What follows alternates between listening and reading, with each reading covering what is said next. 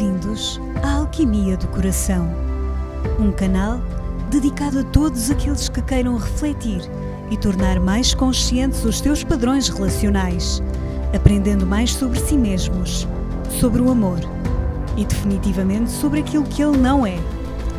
Eu sou Cristina Leal, terapeuta transpessoal, escritora e especialista em crescimento pós-traumático resultante de relações abusivas. Acredito que é possível renascer e quero que saiba que é um privilégio enorme estar aqui e agora a partilhar-me consigo. É com gratidão que aqui estou para a gravação de mais um episódio aqui no nosso canal, hoje sobre atravessar o processo de luto. E eu refiro-me aqui mais especificamente às relações amorosas e desamorosas, mas mais às relações de casal, divórcios, separações, rupturas amorosas. No último podcast falei na perda como uma possibilidade de crescimento e também na sua dimensão espiritual. E realmente, pegando um pouco no último episódio, uma perda significativa pode sem dúvida ser uma noite escura da nossa alma. Há travessias que são muito dolorosas, muito escuras. Eu realmente não consigo acreditar ao longo da minha vida, daquilo que tem sido o meu processo, e realmente cada um de nós tem a sua história, e a sua história depois tem, obviamente, impacto na forma como nós vemos a vida e na forma como nós também observamos e nos observamos dentro dela. Mas eu não acredito em pensos rápidos, não acredito em mudanças de fim de semana, não acredito... Eu, no fundo, acredito que a vida humana é como a vida na Terra, porque nós somos filhos da Mãe Terra e do Pai Céu. Isto para mim não é nova era. Eu sinto isto, para ser muito honesta, talvez desde que nasci, só que só comecei a conseguir dar forma a isto que eu sentia há uns bons anos atrás, portanto, eu acredito que tudo na natureza é um processo alquímico, e que também nós temos esses convites alquímicos para fazer, e que toda a noite escura tem a sua luz, e toda a luz tem a sua noite escura. Porém, se nós observarmos, por exemplo, a noite, imaginem uma praia à noite onde não há luz nenhuma, nem a luz da lua. Imaginem que está a lua nova, não há luz sequer da lua. Imaginem que chegam à praia e que acendem, que fazem um círculo de velas, ainda que pequenino. Quem observa de fora, quem está distanciado daquele círculo, vai ver mais luz do que escuridão. A luz vai sobressair.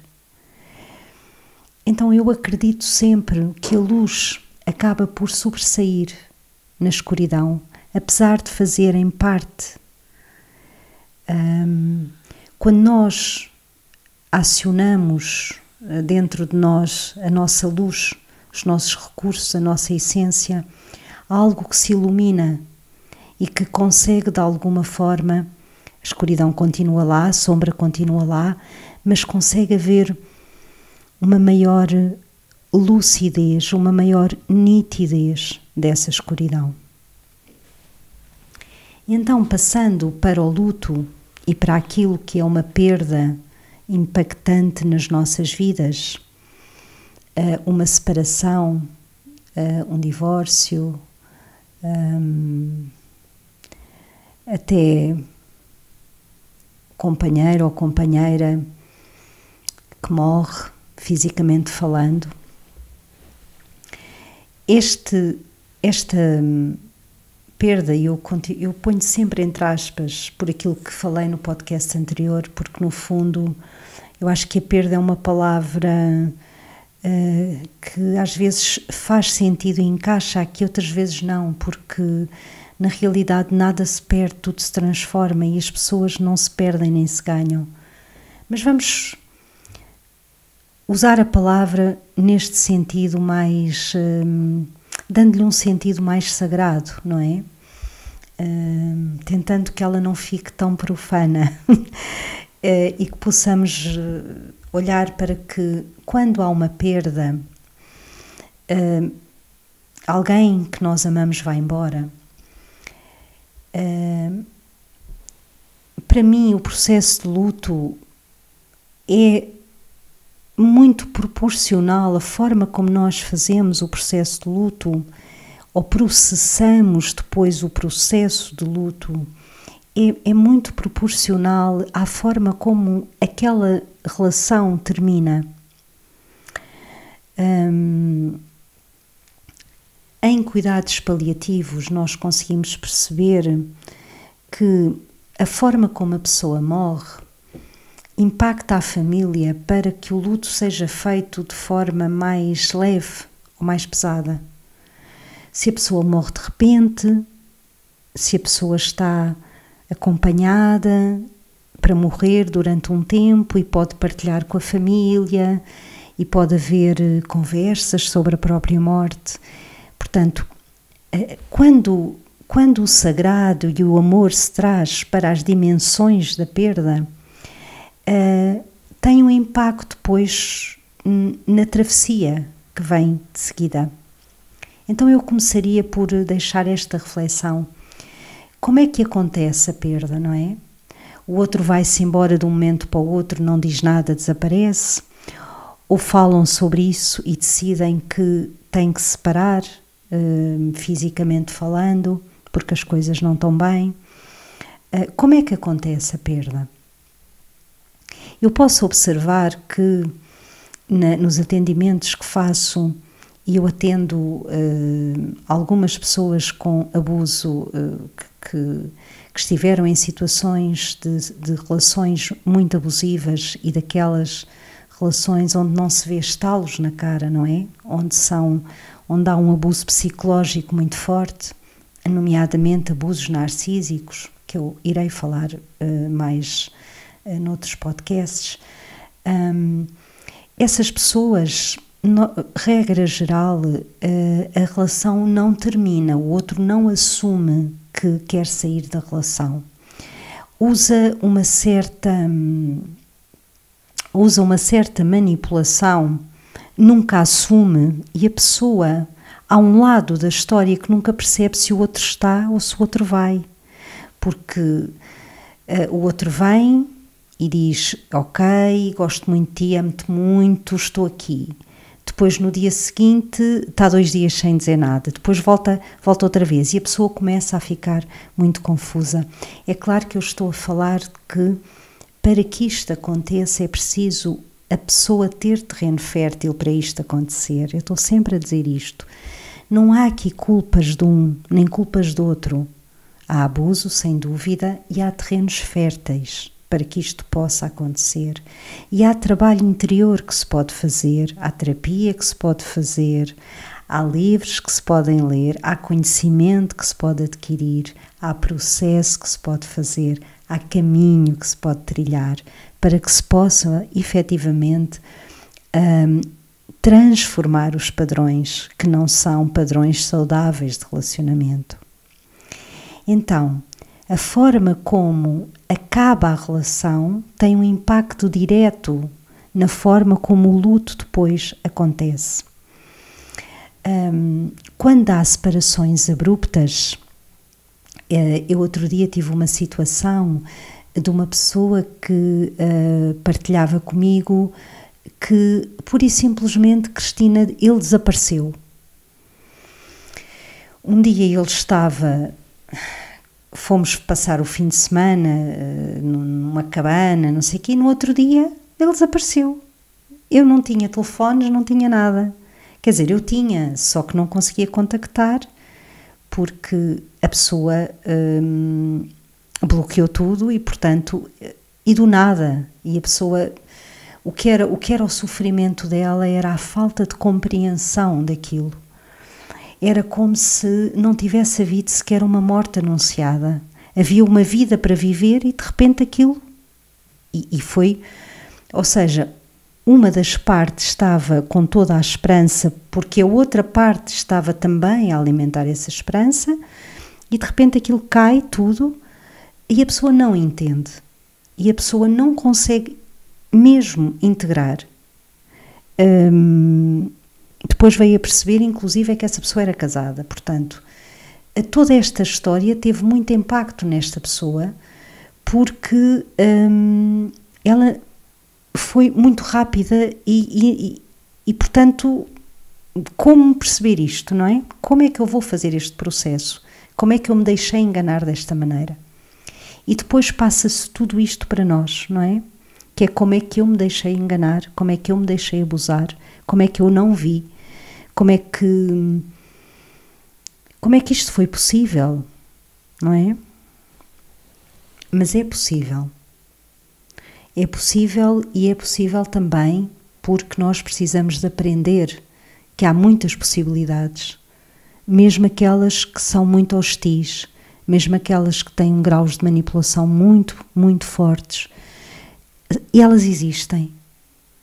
E, como dizia Jesus, só a verdade liberta. Então é melhor contactar com essa verdade, de que há realmente, há vários níveis de consciência, há vários tipos, há várias visões. Caroline Myss fala muito de nós estarmos, que a visão a partir do resto de chão é diferente da visão a partir da penthouse, mas a penthouse é sempre a mais dispendiosa, porque a consciência dá trabalho. Estar consciente dá trabalho. Estudar, aprofundar, refletir, dá trabalho. Dá trabalho e custa investimento, custa dinheiro, custa tempo, custa transformação, custa lágrimas, custa desconforto, custa solidão. E estes são os custos do crescimento e da transformação. E quando não há preço a pagar, é porque não há nada a viver, a meu ver. Quando se sai e entra de relações, quando as pessoas vivem, partilham tempo, espaço, vida, hábitos e de repente não têm nada para dizer uma à outra e passam para um ringue de boxe e eu pergunto, onde é que está aqui o amor? Não é? Onde é que está aqui o amor?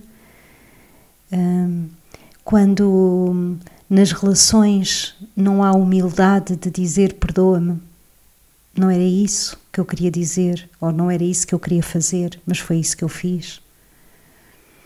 Quando não há sequer esta capacidade, ou esta humildade, mais do que capacidade, então o luto que vem a seguir pode ser extremamente complicado para a parte, pode ser para as duas, mas daquilo que eu tenho observado é sempre muito mais, vamos pôr entre aspas, dramático. Dramático não no sentido do drama, mas no sentido daquilo que pede à pessoa, daquilo que é a to-do list do caminho que vai ter que fazer, não é? É uma to-do list muito grande, parece que nunca mais acaba, tantos pontos para aprender, tantos pontos para passar. Então, para não me estender muito, que como já perceberam, sou muito filosófica, aliás, é a minha base, é a minha formação base, eu acho que eu nasci filósofa, não é? Eu devo ter nascido a filosofar. Então, para não me esticar mais, eu diria que os antigos sábios alquimistas realmente falavam da vida como este processo alquímico, e falavam em 4 fases da alquimia. E eu vou fazer aqui um paralelo entre as fases da alquimia e as fases do luto, porque penso que elas se encaixam na perfeição.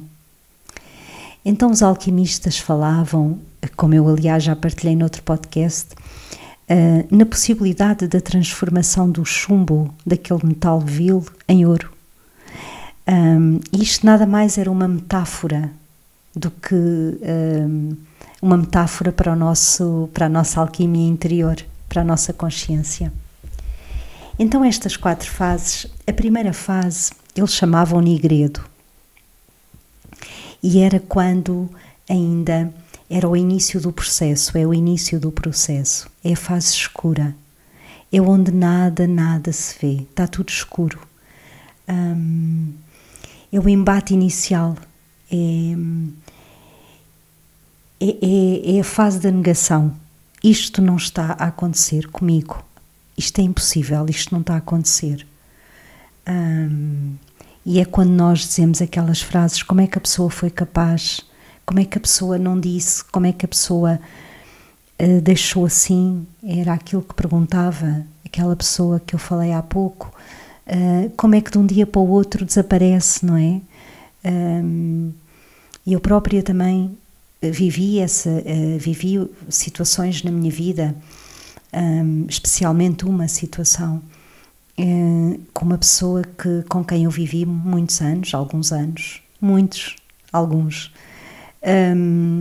e que aconteceu exatamente que havia essa falta de verdade, essa falta de transparência, em que a pessoa dizia uma coisa e fazia outra, e que eu olhava para aquilo que a pessoa dizia e não conseguia ver antes aquilo que a pessoa fazia. Então, quando vem esta fase do Nigredo, para mim foi a fase da negação. Isto não é possível. A pessoa era incapaz de fazer isto. Virou as costas quando eu precisava, exatamente, porque às vezes também acontece isto, não é? A vida faz com que as coisas se virem nas alturas mais cruciais, não é? Para nós vermos efetivamente a verdade. E portanto, esta fase do Nigredo é a fase da negação e é a fase que está associada ao elemento terra. É como se fosse uma fase uterina. Nós estamos no útero, nós voltamos para o útero e estamos em gestação. A partir dali, nada mais é como era. Tudo vai ser diferente. Porque eu estou ali, eu virei uma lagarta naquele momento, estou dentro de um útero escuro e estou perfeitamente sem perceber o que está a acontecer à minha volta.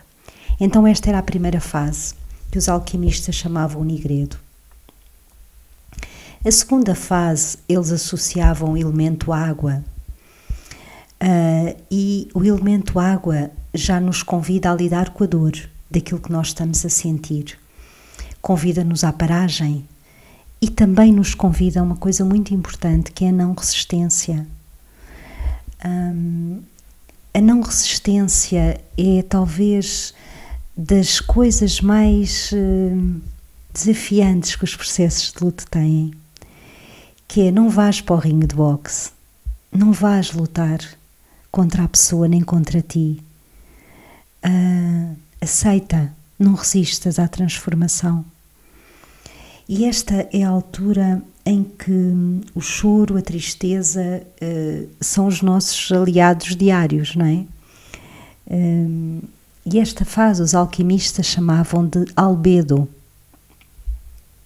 Então nesta fase é muito importante, se alguém que está a ouvir este episódio se está a identificar ou se está a passar por este processo, eu deixo-vos aqui a minha partilha muito honesta de que foi nesta parte do processo que eu senti mais o chamamento para aguentar, não num sentido de aguentar a carga, mas de não resistir à carga. Ou seja, deixar que tudo aconteça como está a acontecer. Não resistir, deixar acontecer. E eu lembro-me um dia em que, porque houve uma altura que eu quis morrer, e eu digo isto com muita humildade, porque sinto que isto pode ser importante para quem me está a escutar. Nós escondemos muitas coisas, muitas vezes, de nós e dos outros por vergonha, não é?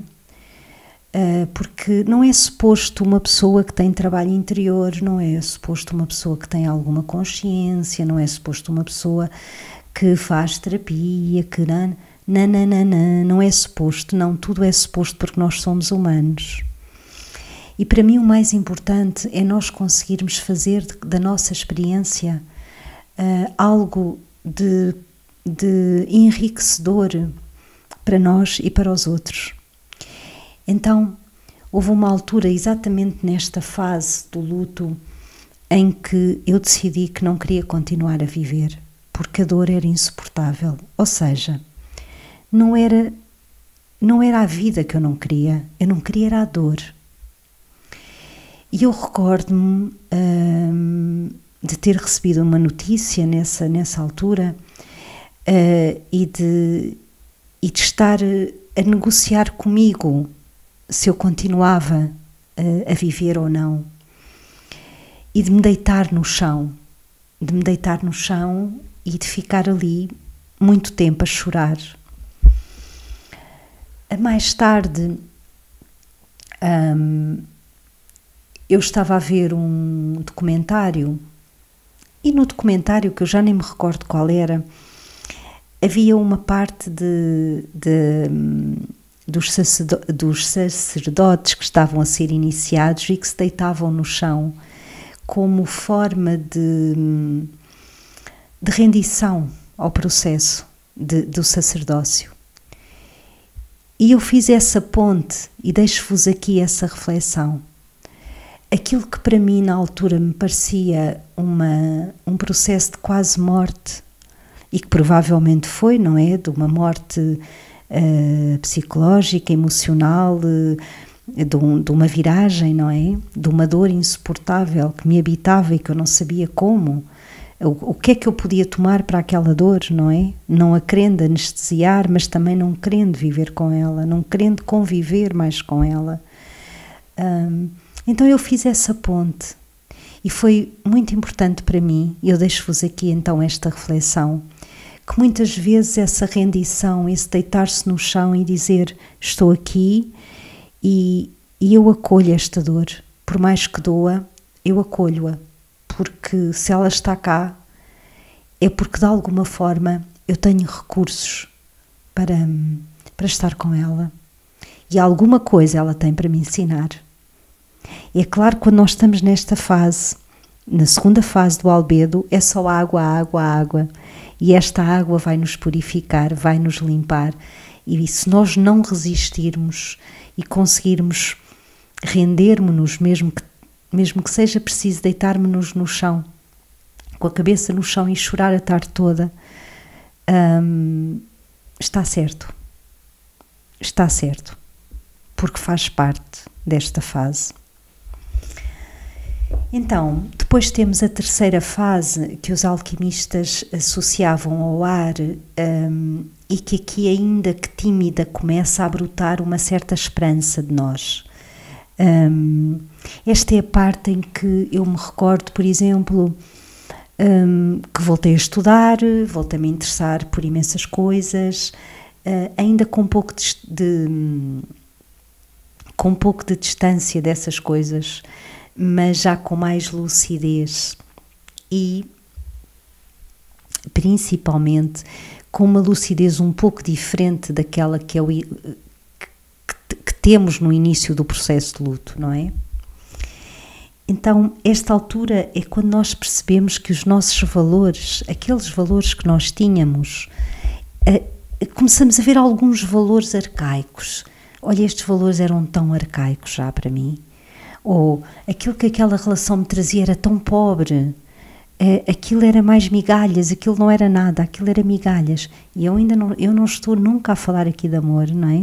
Eu estou a falar de um processo de luto numa relação que termina e que cria uma cisão e que cria uma dor e que traz com ela agregado todo este convite, esta travessia do luto.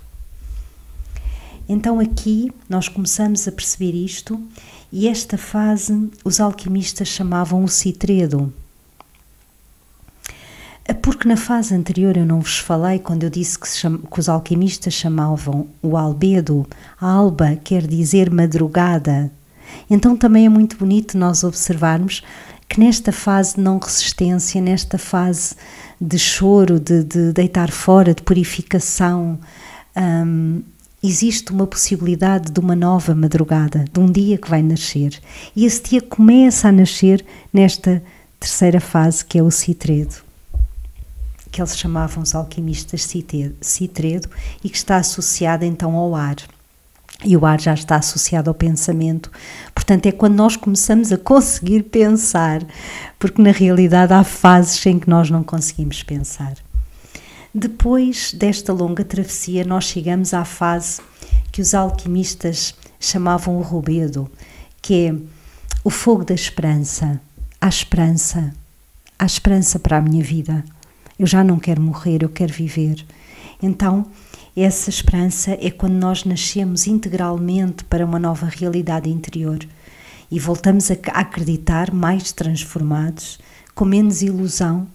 Com menos ilusão, perdemos muita ilusão pelo caminho, perdemos muitos quilos de ilusão, perdemos muitos quilos de inverdades, ganhamos também muitos recursos sobre o que é verdade em nós, também percebemos e podemos tocar os nossos verdadeiros recursos, ganhamos mais verdade, então mais maturidade e mais lucidez. E esta é a fase que os alquimistas diziam que era a obra ou rubro, era quando vem novamente o fogo da paixão da vida. E nós não nos apaixonamos por ninguém. É preciso ver isto. Isto é um processo individual. Nós apaixonamos-nos, de alguma forma, este fogo é interno. É um fogo da criação. Nós podemos voltar a criar. Nós podemos continuar a viver. Agora, uma das questões que muitos de nós colocamos nesta reflexão, nesta travessia, essas fases são estanques? Não, nada na vida é estanque. Nós podemos passar pelas várias fases durante muito tempo, ou durante o tempo necessário. Aqui o muito não há muito nem pouco, é o tempo necessário. Dizem que são 2 anos para fazer um luto completo, mas eu tenho visto que isso nem sempre corresponde à verdade. E às vezes não ser 2 anos ali certos, não quer dizer com isto que seja uma coisa patológica e que a pessoa esteja doente. Há amores que nos deixam cicatrizes profundas, há relações que nos deixam cicatrizes profundas e que onde nós realmente temos que lidar com muita coisa.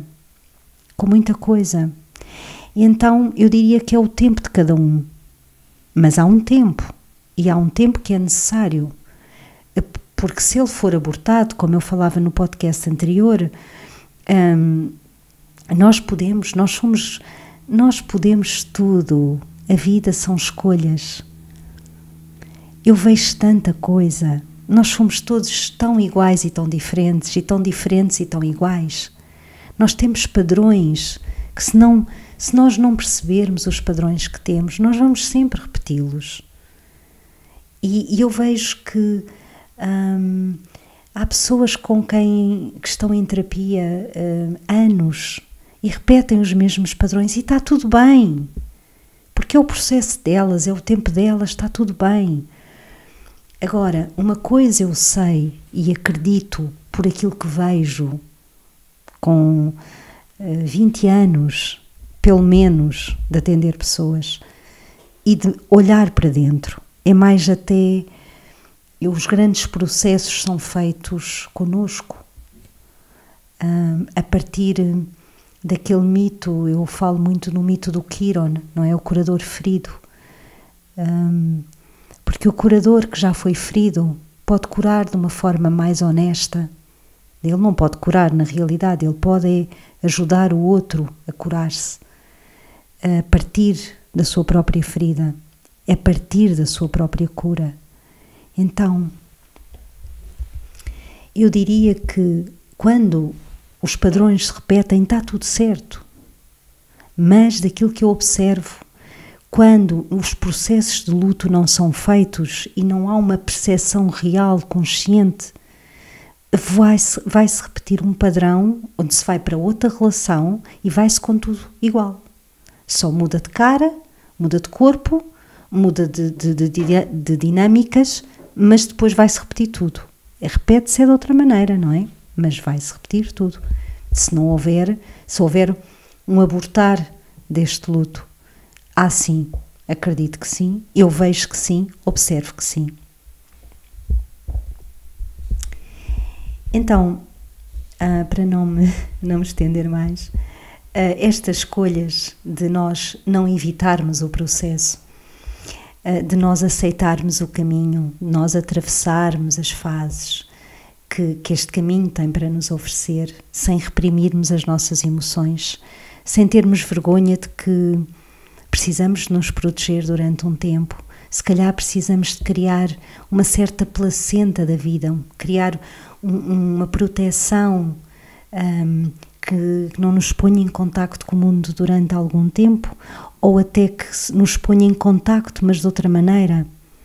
Começarmos a ressignificar cada bocadinho que foi de alguma forma partido, não é? Então, nós começamos a fazer parte, a tomar a nossa parte de responsabilidade no processo.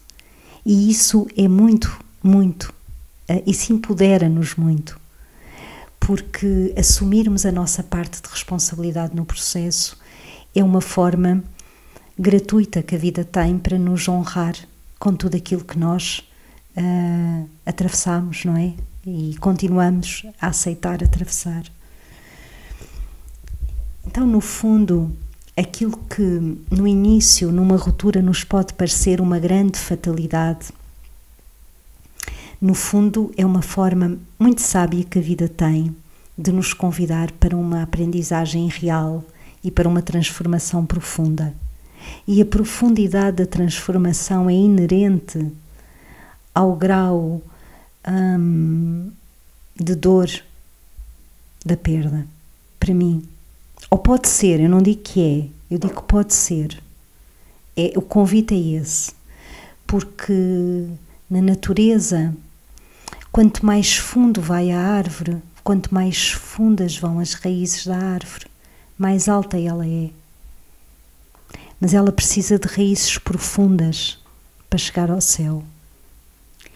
Então eu acredito que quando nós mergulhamos verdadeiramente naquilo que a vida nos está a trazer, nós conseguimos chegar àquilo que nos habita de mais elevado.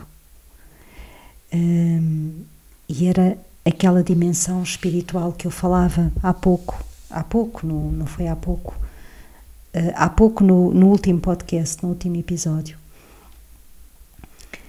Essa dimensão espiritual que é, eu posso ser maior do que a minha própria dor, eu posso recuperar aos poucos a minha imunidade emocional, a minha imunidade espiritual, e também eu posso habilitar-me ao tesouro que é eu descobrir mais sobre mim, sobre o ouro e o chumbo que me habitam.